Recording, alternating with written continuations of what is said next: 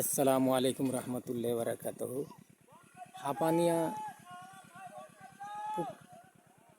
মুশপুকুর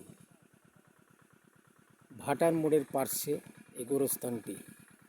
দেখুন, গোরস্থানটি কিছু আম গাছ লাগানো আছে এবং খুব সুন্দর মনোরম গোরস্থান। তবে হ্যাঁ, এই গোরস্থানের নিজস্ব কোনো রাস্তা নেই। পার্শ্বে দিয়ে আম বাগানের মধ্য দিয়ে একটি রাস্তা ছাড়া হয়েছে।